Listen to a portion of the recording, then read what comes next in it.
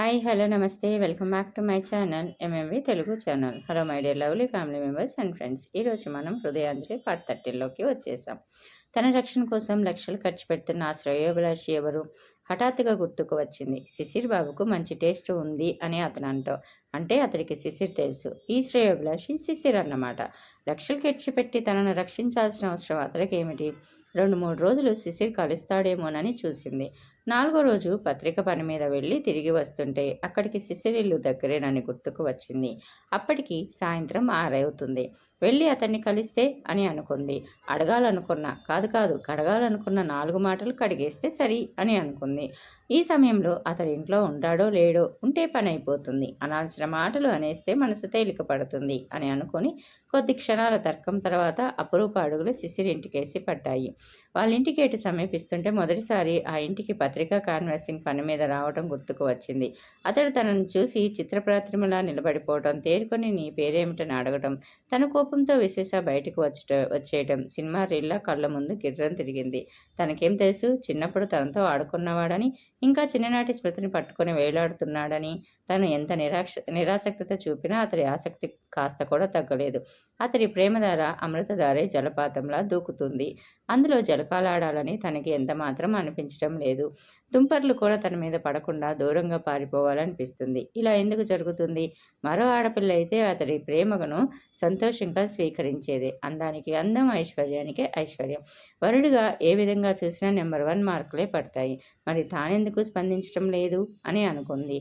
డబ్బున్న వాళ్ళని చూస్తే తనకి ఏర్పడిన ఎలర్జీ వలన అతడు పిచ్చిగా తనంటే ఇష్టపడుతున్నాడనా, వెంటపడుతున్నాడనా? పరధ్యాసగా గేటు ముందు నిలబడిపోయిన అపురూపం చూసి, ఇక్కడేం పని అని అడిగాడు గుర్క కంగుమన్న కంఠంతో. శిశిర్ మీద దాడి జరిగినప్పటి నుండి అపరిచితులను లోపలికి పంపటం లేదు.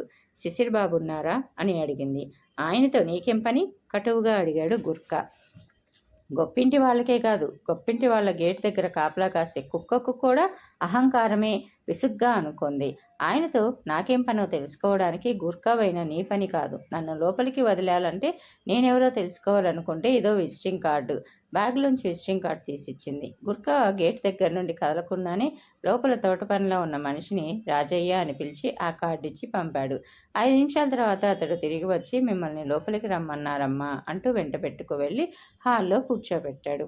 ఇంట్లో మనుషుల అలికిడే లేదు. చాలా నిశ్శబ్దంగా సాంధ్య కన్యకు స్వాగతం పలుకుతున్నట్లుందా ఇల్లు. ఏసీ ఆన్ చేసి వెళ్ళిపోతున్న అతన్ని ఆపి అడిగింది. ఇంట్లో శిశిర్ బాబు ఉన్నారా లేదా? అతడికి చెవుడు విని కూడా జవాబు చెప్పాలనుకోలేదు. మౌనంగా బయటికి వెళ్ళిపోయాడు. బహుశా లోపల నుండి శిశిర్ అమ్మగారు వస్తారేమో, ఆవిడే తన్ని లోపలికి పిలిచిందేమో అనుకుంటూ లోపలి ద్వారం కేసి చూస్తుండగా ఆమె ఎవరి కోసమైతే వచ్చిందే అతడే కిందకి దిగి వచ్చాడు.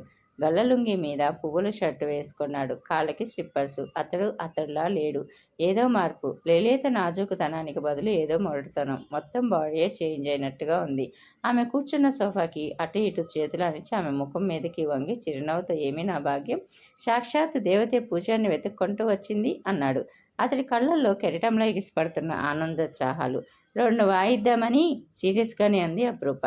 దేవతలు వాయించినా అనుగ్రహించినా 2 సమానమే పూజారికి అన్నాడు శిశిర్. నా మాన నన్ను బ్రతకనివ్వరా అని అడిగింది. బొత్తిగా ఊహించని ప్రశ్న. కిన్నుడై అడిగాడు. ఏం చేశాను? నీ మనసు కష్టపెట్టే పని అన్నాడు. నాకు బాడీ గార్డ్ని ఎందుకు పెట్టారు? నా రక్షణ కోసం లక్షలు ఖర్చు పెట్టే అవసరం మీకేమిటి?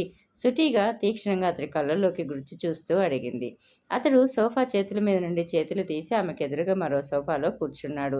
మంద్రస్వరంతో చెప్పాడు. నాది అనుకున్నది పదిలంగా కాపాడుకోవడం ఈ ప్రపంచంలో ప్రతి మనిషి చేసే పనే.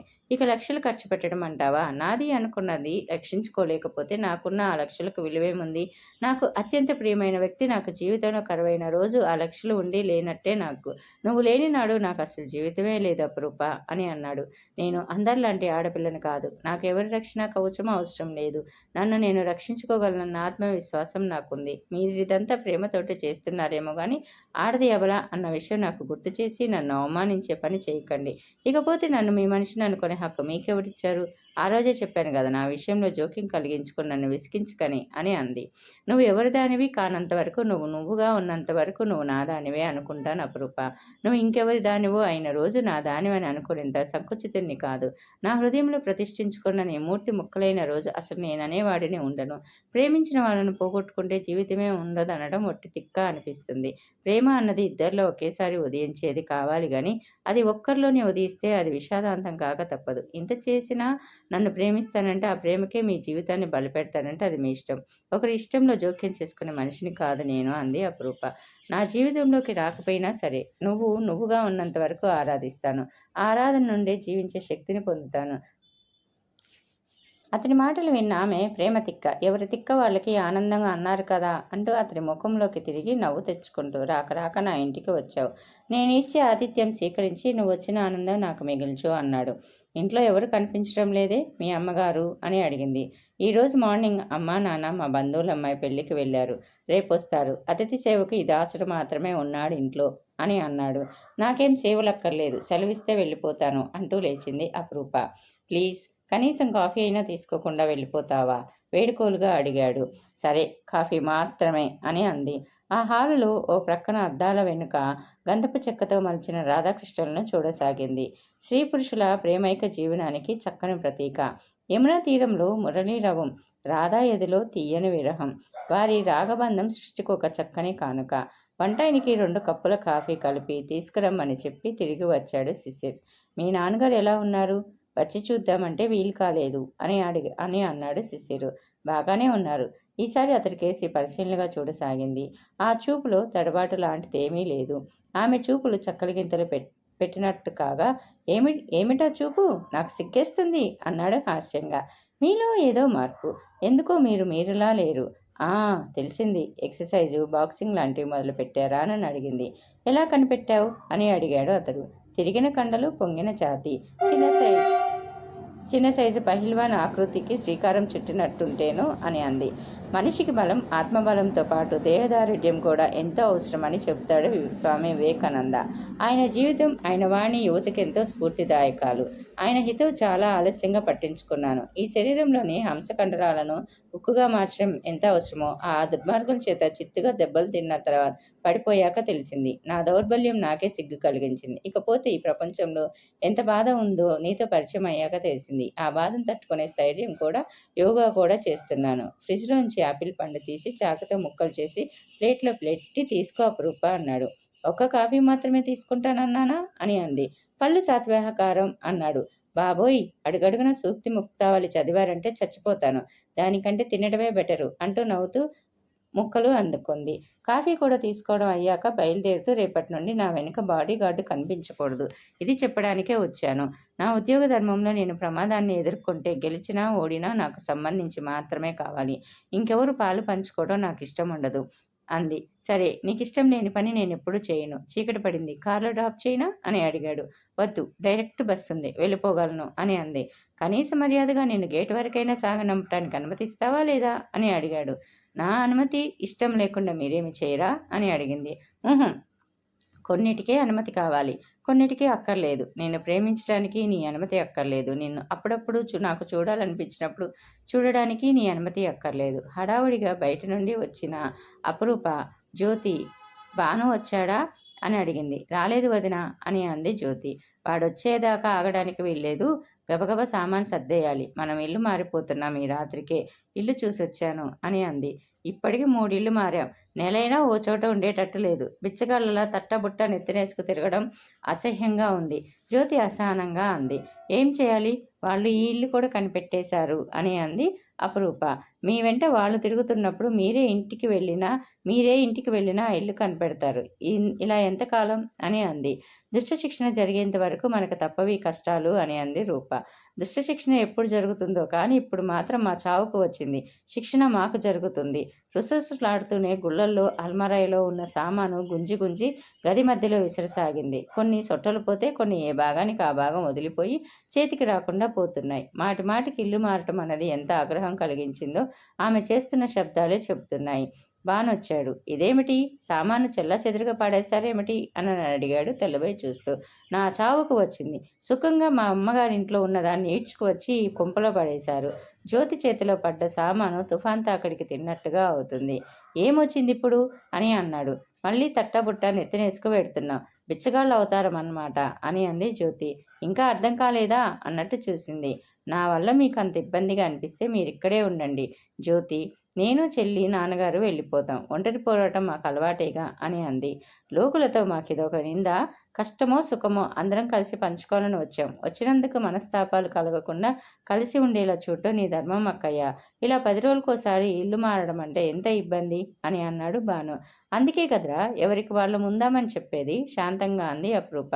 కుంటి తండ్రిని, పెళ్లి కావాల్సిన అప్పా చెల్లెల్ని పట్టించుకోకుండా విడి కాపురం ఉన్నామని ప్రపంచం ఆడిపోసుకోవాలనేగా మీ కోరిక. అందరూ మమ్మల్ని తిడుతుంటే మీకు సంతోషమా?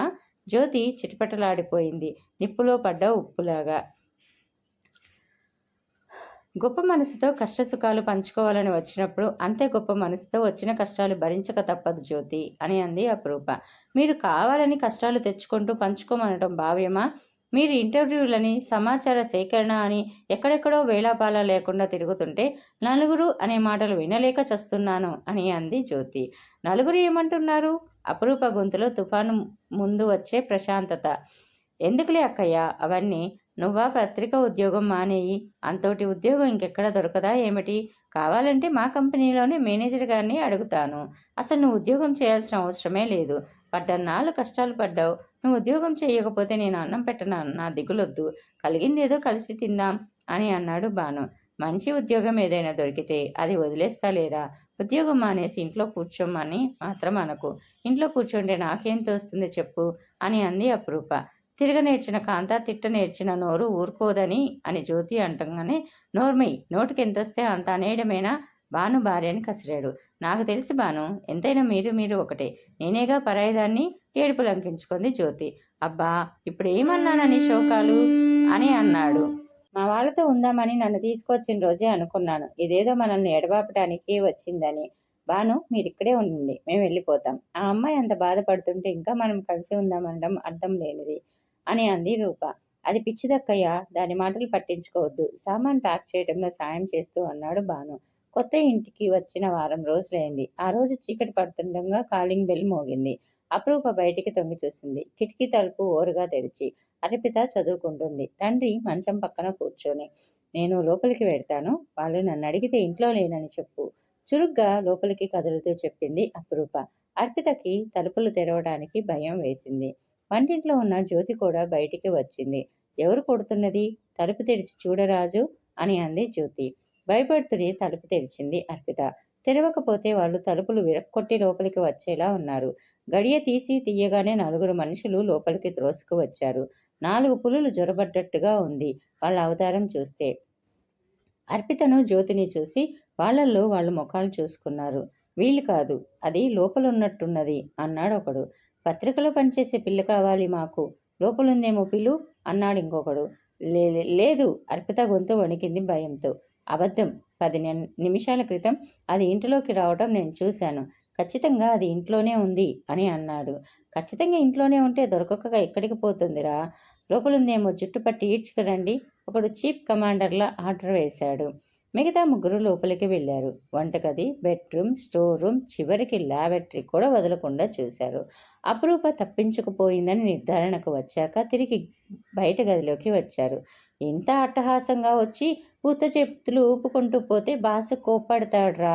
ఇది దాని చెల్లెలే. దీన్ని పట్టుకుపోతే దీన్ని ఈడిపించుకోవడానికైనా అది మన కాడికి రాక తప్పదు అని అన్నాడు అందులో ఒకడు. వాడి సూచన మిగతా వాళ్లకు ఆమోదయోగ్యమైనట్లుగా అర్పిత కేసి కదిలారు. భయంతో పాలిపోయిన ముఖాలతో గజగజల వణికిపోతున్నారు జ్యోతి ఫిట్స్ వచ్చి పడిపోయేలా ఉంది. ఇదంతా చూస్తున్న ఆచారి ఆగ్రహాన్ని ఆపుకోలేకపోయాడు.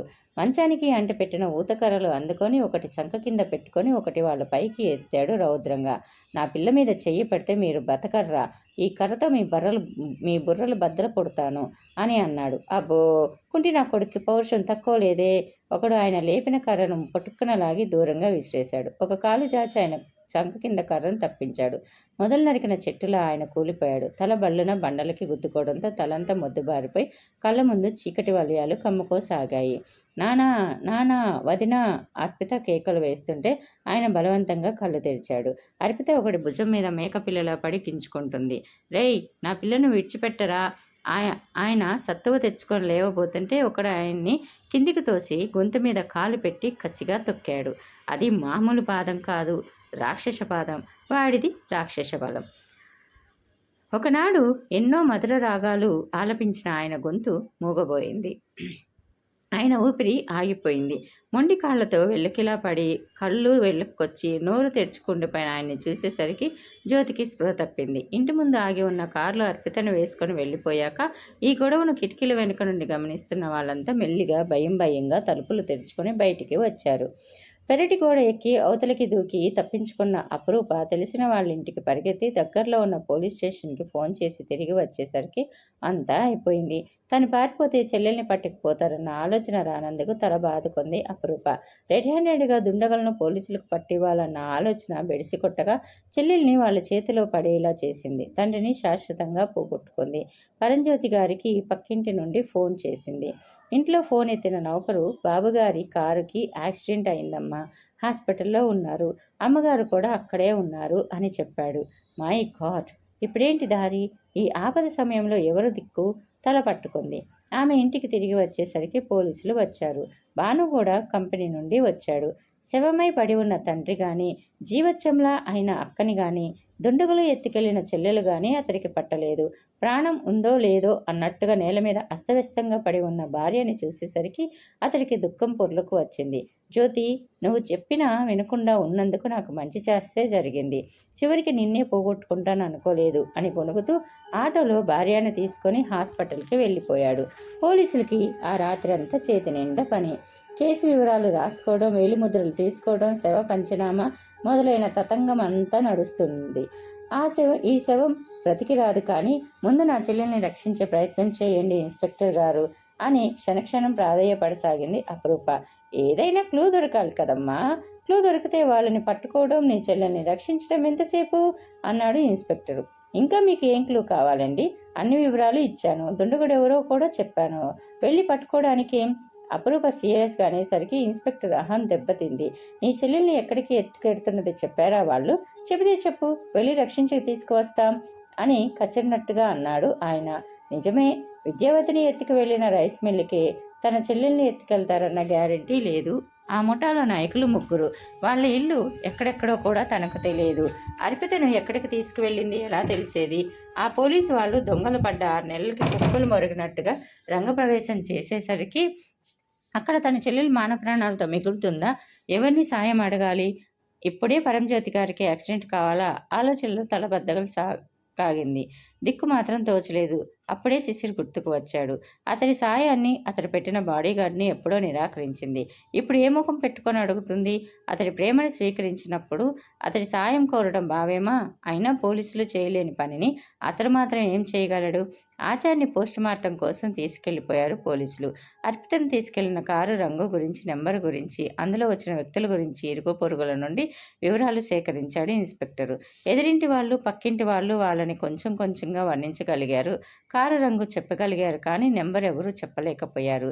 ఎవరికీ కారు నెంబర్ చూడాలన్న ఆలోచన రాలేదు. మీ చెల్లెల్ని రక్షించే విషయంలో మేము ఎటువంటి అశ్రద్ధ చెయ్యం, మేము నిశ్చింతంగా ఉండండి అని చెప్పి స్కూటర్ మీద వెళ్ళిపోయాడు ఇన్స్పెక్టర్. ఇరుగు పొరుగు కాసేపు ప్రశ్నలతో వేధించారు అపరూపను. ఈ రోజుల్లో పెద్ద మనుషులుగా చలామణి అయ్యే వాళ్ళ బండారం బయట పెట్టే జర్నలిస్టుల జీవితాలు ఎంత ప్రమాదంతో కూడుకున్నవో రకరకాలుగా వ్యాఖ్యానించారు. ఇలాంటి సమయంలో ఇంట్లో ఒంటరిగా ఉండొద్దని, ఎవరైనా తెలిసిన వాళ్ళ ఇంట్లో తలదాచుకోవడం మంచిదని సలహా ఇచ్చి వెళ్ళారు. అర్ధరాత్రి కావడంతో ఎవరిల్లు తలుపులు వాళ్ళు బిడాయించేసుకున్నారు. వాళ్ళు ఉన్నారనే కదా ఇంట్లో ఒంటరిగా ఉండాలి, వాళ్ళు అన్నారనే కాదా ఇంట్లో ఒంటరిగా ఉండాలంటే భయం వేస్తుంది. మళ్ళీ వాళ్ళు తన కోసం వచ్చే అవకాశం ఎంతైనా ఉంది. జ్యోతి ఎలా ఉందో వెళ్ళి చూద్దామంటే తమ్ముడు ఏ హాస్పిటల్కి తీసుకువెళ్ళాడో తెలియదు. అయినా ఇంత రాత్రి వేళ ఏ వాహనమూ దొరకదు. తండ్రి పక్కన కూర్చొని హృదయభారం తీరేలా ఏడవడానికైనా లేకుండా శవాన్ని పోలీసులు తీసుకెళ్ళిపోయారు. తన తండ్రిది ఎంత దురదృష్టకరమైన జన్మ! నిండు వయసులో 2 కాళ్ళు పోగొట్టుకున్నాడు. భార్యని, తల్లిని పోగొట్టుకున్నాడు. 40 ఏళ్లైనా రాకుండానే మంచానికి అంకితమయ్యాడు. ఇప్పుడిప్పుడే కష్టాల కడల నుండి బయటపడి మామూలు మనిషి అవుతున్నాడనుకుంటే దుర్మార్గులు ఆయన్ని రాక్షసంగా త్రొక్కి చంపేశారు. మృత్యుకుహరంలోకి బలవంతంగా విసిరేశారు. ఏ జీవికి ఇటువంటి విషాదాంతం ఉండకూడదు. గుండెల్లో దుఃఖపు సుడిగుండాలు నిండిపోగా తల టేబుల్ మీద ఆనిచ్చి ఏడవసాగింది అపురూప. ఇంతలో కాలింగ్ బెల్ మోగింది. వాచి చూసుకుంది. 12 సరిగ్గా. మళ్ళీ వాళ్ళు రాలేదు కదా అని భయపడింది. నిశ్శబ్దంగా నిమిషాలు దొర్లిపోసాగాయి. కిటికీ దగ్గర కదిలిందొక ఆకారం. గదిలోని లైటు వెలుతురు సుట్టిగా అతడి ముఖం మీద పడుతుంది. అమ్మయ్య! అపురూపకి ప్రాణభయం లేచి వచ్చినట్టు అయింది. భయంతో ఆగిపోయిన ఊపిరి తిరిగి ఆడసాగింది. నేనే, తలుపు తెరువు అపురూప. అతడు శిశిరు. ఇంతకాలం తను అతడికి కావలసిన మనిషిని. కానీ ఇప్పుడు అతడు తనకు కావలసిన మనిషిగా కనిపిస్తున్నాడు. శత్రువులైన మిత్రులను చేసే శక్తి ఆపత్కాలానికి ఉంది. చివ్వున వెళ్ళి తలుపు తెరిచింది అపురూప. నాన్నగారేరి? ఇంట్లో ఇంకెవరు కనిపించరే అని అడిగాడు. ఇంకెక్కడి నాన్నగారు? నాన్నగారిని ఆ దుర్మార్గులు చంపేశారు. మీరింత రాత్రి అని అడిగాడు. అర్పిత ఇక్కడ జరిగిన అనర్థం గురించి చెప్పింది. మీ నాన్నగారిని వాళ్ళల్లో ఒకడు గొంతు మీద కాలు పెట్టి తొక్కటం చూసిందట అని అన్నాడు. అర్పిత మీకెక్కడ కనిపించింది? అపురూప గొంతులో పట్టరాని ఆతృత. అర్పిత హాస్పిటల్లో కోలుకుంటుంది అని అన్నాడు. మీరు దాన్ని అంతా అయోమయం. జరగరానిదేమీ జరగలేదు. సమయానికి నా మనుషులు ఆమెను రక్షించగలిగారు. ఇదంతా ఎలా జరిగింది? ఇక్కడ జరిగింది మీకెలా తెలిసింది అని అంది. ఇక్కడ ఎంత జరిగినా నాకు ఫోన్ అయినా చేయాలని అనిపించలేదా? అతడి స్వరంలో వేదనతో కూడిన నిష్ఠూరం. అపురూప తల వంచుకుంది. ముందు ఇంటికి తాళం పెట్టి బయలుదేరి అపురూప. హాస్పిటల్లో అర్పిత పరిస్థితి అంత బాగుండలేదు. పులుల గుంపు నుండి బయటపడిన లేడి పిల్లలా బెదిరిపోయింది అని అన్నాడు. 2 రోజుల తర్వాత సంగతి. అర్పిత హాస్పిటల్ నుండి డిశ్చార్జ్ అయి వచ్చింది. ఒక పీడికల నుండి అప్పుడే బయటపడ్డట్టుగా ఉంది ఆమెకు. ఆ భయం, ఆ ఉలికిపాటు ఇంకా తగ్గలేదు. అంతులేని వేదన కలిగినప్పుడు ఆత్మీయులతో పంచుకోవాలని అనిపిస్తుంది. వాళ్ళ స్పర్శలో సేద తీరాలి అనిపిస్తుంది. వాళ్ళ ఎదపై ఊరట పొందాలి అని అనిపిస్తుంది. శశికాంత్ వస్తాడని ఎదురు చూసింది. రాకపోతే తానే కబురు చేసింది. అక్కయ్యతో 2 సార్లు ఫోన్ కూడా చేయించింది. నిజానికి ప్రత్యేకంగా కబురు చేయక్కర్లేదు. పత్రికలు అర్పిత ఫోటో సహా ఆమె కిడ్నాపింగ్ వార్తను ప్రచురించాయి. కొన్ని పత్రికలకి తప్పుడు రిపోర్ట్ ఎవరిచ్చారో కానీ ఆమె అత్యాచారానికి బలైనట్టుగా రాశాయి. 1-2 పత్రికల్లో ఆమెను సమయానికి ఒక అజ్ఞాత వ్యక్తి రక్షించినట్టుగా ప్రచురించాయి. ఆ వార్త చూసి అతడు హాస్పిటల్కే పరిగెత్తుకు రావాల్సిన మాట కానీ రాలేదు. వద్దామంటే వీలు కావడం లేదని చెబుతున్నాడు. రావడం ఇష్టం లేదని తెలిసిపోతుంటే అర్పిత గుండెల్లో మంట రెట్టింపైంది. తననెత్తుకుపోయిన వాళ్ళు తననేదో చేశారని నమ్ముతున్నాడా? చెడిపోయిన మనిషితో తనకి పని లేదనుకుంటున్నాడా? అతడు అనుకునేదంత తప్పు అని చెప్పే అవకాశమైనా తనకియ్యడా? అక్కయ్య, నువ్వు ఒకసారి వెళ్ళి శశికాంత్ని తీసుకురా. ఒకసారి మేము కలుసుకోగలిగితే అతడి అపోహలన్నీ తొలగించగలనన్న నమ్మకం నాకుంది ప్రాధేయపడింది అపురూప. కానీ ఒకసారి నమ్మకం అన్నది బీటలు వారితే తిరిగి యథార్థపూర్వకంగా కావడం అన్నది అసాధ్యమరు. నాకు అనిపిస్తుంది అతడి నమ్మకం నీ మీద సడిలిందని. లేకపోతే ఇంత జరిగినా ఎన్నిసార్లు కబురు చేసినా ఫోన్ చేసినా రావడం లేదంటే అర్థం ఏమిటి అని అంది. ఒకసారి మేము కలుసుకొని మనసు విప్పి మాట్లాడగలిగితే అన్నీ సర్దుకుంటాయి అక్కయ్య అనంది అరు. ఆ సాయంత్రం తీరిక లేకపోయినా తీరిక చేసుకొని వెళ్ళింది అపురూప. గేటు ముందు గుట్కా లేడు కానీ వాళ్ళ స్టేటస్ సింబల్గా 2 జూలు కుక్కలు వరండాలో స్తంభాలకు కట్టేసి ఉన్నాయి. కొత్త వాళ్ళు కనిపించగానే మహారౌద్రంగా మొరిగే పిచ్చి అలవాటు వాటికి ఉంది. గేటు తెరుచుకొని లోపలికి వెడుతుండగానే పై అంతస్తు బాల్కనీలో శశికాంత్ కనిపించాడు. అమ్మయ్య, మళ్ళీ తిరగకుండా అతడు ఒక్కసారికే కలిశాడు అనుకుంటూ వరండా సమీపించింది. పోటీ పెట్టుకున్నట్టుగా ఒకదాన్ని మించి ఒకటి మొరగసాగాయి. ఆ మొరుగుడు విని ఇంట్లోంచి నౌకరొకడు తొంగి చూశాడు. వరండా ముందు అపురూప కనిపించగానే వాడు పూర్తిగా బయటికి వచ్చి ఎవరు కావాలి అని అడిగాడు. శశికాంత్ గారు కావాలి అని అంది. వాడు చప్పున అదృశ్యమై 2 నిమిషాల్లో తిరిగి ప్రత్యక్షమయ్యాడు. శశికాంత్ బాబు గారు ఇంట్లో లేరమ్మా.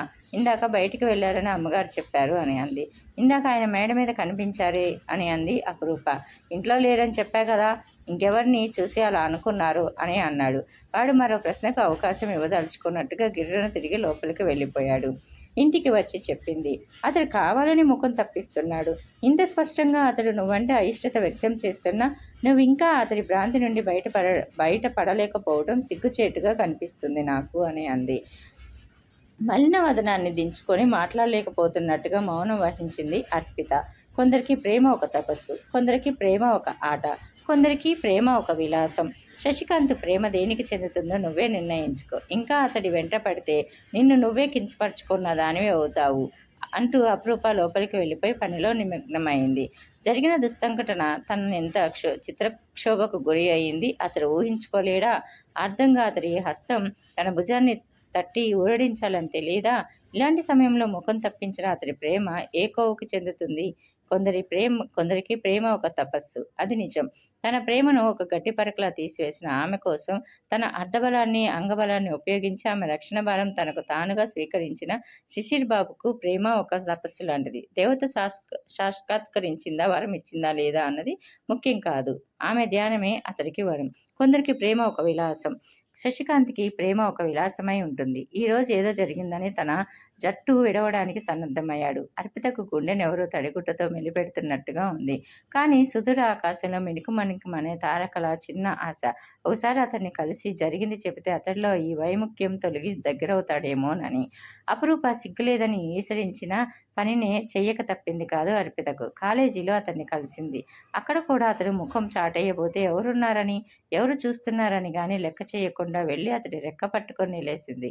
అతడి నిర్లక్ష్యం ఆమెలో పట్టుదలని, మొండితనాన్ని రేకెత్తిస్తుంటే అతడి కళ్ళల్లోకి ఎర్రగా చూస్తూ అడిగింది, ఏమైంది నీకు? నేను ఇంత విపత్తులో పడితే వచ్చి పలకరించాలని కూడా అనిపించలేదా? నన్ను అడిగింది. అతడు రాయిలా నిలబడిపోయాడు. నువ్వెంత మారిపోయావు శశి? విహల్వంగా ప్రశ్నించింది. అందరూ వింతగా చూస్తున్నారు, వదులు అని అన్నాడు అతను. చూస్తే చూశారు, నా ప్రశ్నకు జవాబు చెప్పు అని అడిగింది అర్పిత. ఆ రౌడీల చేతుల్లో పడ్డప్పుడే నీకు అన్నీ పోయాయి, కానీ నాకున్నాయి, నెమ్మదిగా అన్నా కఠినంగా అన్నాడు. అన్నీ పోయాయా? ఏం పోయాయి అనుకుంటున్నావు అని అడిగింది అర్పిత. సిగ్గు, మానం అన్నీ పోయాయి, ఇంకా ఏం పోలేదనుకుంటున్నావు అని అన్నాడు శశి. నువ్వు పొరపడ్డావు శశి. నాకు ఏ ప్రమాదం జరగకముందే శిశిర్ బాబు మనుషులు వచ్చి నన్ను రక్షించారు. కొన్ని పత్రికలు తప్పుగా ఎందుకు ప్రచురించాయో అర్థం కావటం లేదు అని అంది. ఏమిటి పొరపాటు? నిన్ను నలుగురు కామాంధులు చుట్టుముట్టడం పొరపాట? నీ ఒంటి మీద గుడ్డలు వాళ్ళ చేతుల్లో చీలికలు కావటం పొరపాట? పొరపాటేమీ లేదని వాళ్ళు నీకు పంపిన వీడియో క్యాసెట్ చెప్తుంది. ఆ ఒక్కటి జరగలేదంటావు. ఇంత జరిగాక ఏ శీలం మలినం కాలేదంటావు. వాళ్ళు తనను తోడేళ్లా కమ్ముకొని వ్యవస్థరం చేస్తుంటే తనని శశికాంత్ అన్న అతను కాలేజీ లెక్చరర్ని ప్రేమించాలని, త్వరలో వివాహం చేసుకోబోతుందని, దయచేసి తనని విడిచిపెట్టాలని ప్రాధేయపడింది. వాళ్ళలో మానవత్వం జాలి కలుగుతుందేమని భ్రాంతి. వాళ్ళ గుండెకు కరుణ కూడానా? అయితే శశికేమైంది? ముందు నాకిది చెప్పు. ఇది ప్రేమనా? ప్రేమ కాక ఇంకేమిటి? నువ్వంటే ప్రాణంగా ప్రేమించాను, కానీ ఇప్పుడింత జరిగాక మునుపటిలా ప్రేమించలేను, మునుపటిలా ఉండలేను. చివుము నెత్తురు ఉన్న మగవాడెవడు నలుగురు కామాంధుల చేతిలో నలిగిన ఆడదాన్ని చేరదీయలేడు. నువ్వు అసలు చీము రక్తం ఉన్న మగాడివి కాదు. చీము రక్తం ఉన్న మగాడివైతే నువ్వు ప్రేమించిన ఆడదాన్ని, నీదనుకున్న ఆడదాన్ని మరో మగాడు అవమానిస్తే సహించవు. నా మీద పడిన ఆ పాపిష్టి చేతుల్ని విరిచేసేవాడివి. పగతో నీ రక్తం సలసలా మరిగిపోయేది. ప్రతీకారం తీర్చుకునేదాకా నిద్రపోయేవాడివి కాదు అని అంది అర్పిత. ఇదేం సినిమా కాదు, హీరోలా వాళ్ళ మీద ప్రతీకారం తీర్చుకోవడానికి. వాళ్ళు అసలే దుర్మార్గులు. వాళ్ళ జోలికి పోతే వాళ్ళు మాట్లాడరు. వాళ్ళ చేతుల్లో కత్తులు కటార్లు మాట్లాడతాయి. వాళ్ళ జోలికి పోవడం అంతా బుద్ధి తక్కువ మరొకటి లేదు. నువ్వైనా ఒకసారి వాళ్ళ నుండి తప్పించుకున్నా మరోసారి తప్పించుకోలేవు. నిన్నే కాదు, మీ అక్కని వాళ్ళు వదిలిపెట్టరు. మీ ఇద్దరిని నలిపి నాశనం చేసేదాకా వదిలిపెట్టేది లేదని ఆ వీడియో క్యాసెట్ పంపిస్తూ రాశారు నాకు. అటువంటి మీతో సంబంధం నాకు ముప్పుగానే పరిణమిస్తుంది. దయచేసి నన్ను విడిచిపెట్టు. నిజంగా నువ్వు నన్ను ప్రేమించిన దానివైతే ఈ ఉపకారం నాకు చేసి పెట్టు ప్లీజ్ అని అన్నాడు. పిరికి పంద. అర్పిత పెదవులు ఏహభావంతో వంపు తిరిగాయి. నిన్ను వదిలిపెట్టేస్తున్నాను, వెళ్ళు. ఇంకెప్పుడు నీ ముఖం నాకు చూపక్కర్లేదు.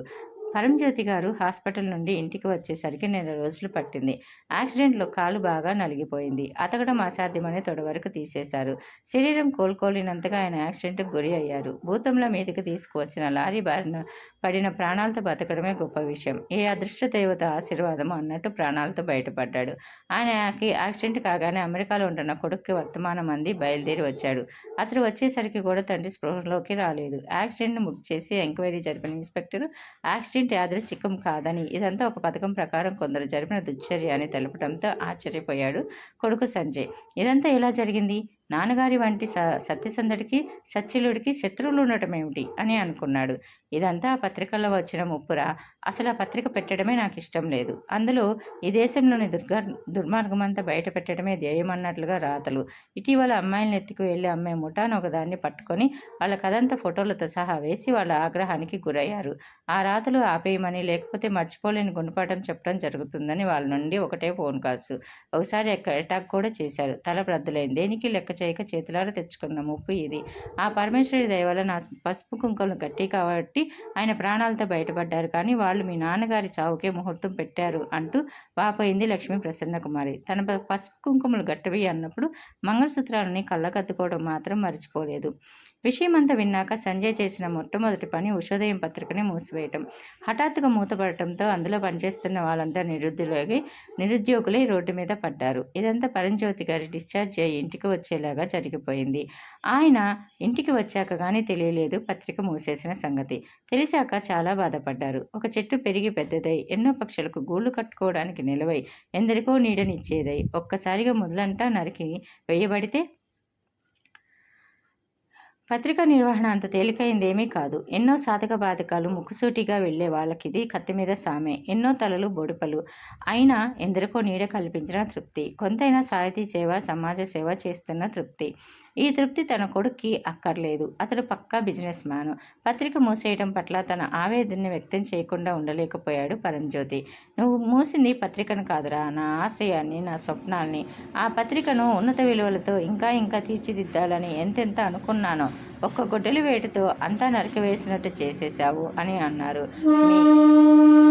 మీకు కాలు లేదు. మీరు కోలుకోవడానికే నెలలు పడుతుంది. ఈ స్థితిలో మీరు ఆ పత్రికను ఏ విధంగా నడపాలనుకుంటున్నారో నాకు అర్థం కావడం లేదు నాన్నగారు ఆశ్చర్యంగా అన్నాడు సంజయ్. నేను కోలుకునే వరకు పత్రికను నడపొచ్చు కదా. తండ్రి తలపెట్టిన యజ్ఞాన్ని కొడుకు పూర్తి చేయడం ధర్మంరా అని అన్నాడు. యజ్ఞం అంటే బలి కోరుతుంది నాన్నగారు.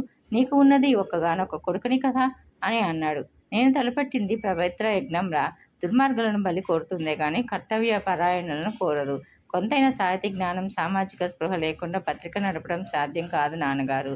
కొద్దిగా కోలుకోగానే నేను చూసుకునేవాడిని కదరా అని అన్నాడు. ఈసారి కాలుపైన ప్రాణాలతో మిగిలారు. నేను చచ్చిన పత్రిక నడపనివ్వను ఖచ్చితంగా చెప్పింది లక్ష్మీ ప్రసన్న కుమారి. కాలు లేదని నన్ను 4 గోడల మధ్య బందీని చేస్తారా ఏమిటి? అంతకంటే నాకు మరణం మేలు. పని చేయకుండా నేను ఉండలేను అని అన్నాడు. విధివశాత్తు నాకు కాలిపోయింది. కాలిపోయిందని అవిటివాడినయ్యానని చక్రాల కుర్చీకి అంకితమై కూర్చోను. ఏడుస్తూ కాలలేని లోపాన్ని నేను జయిస్తాను.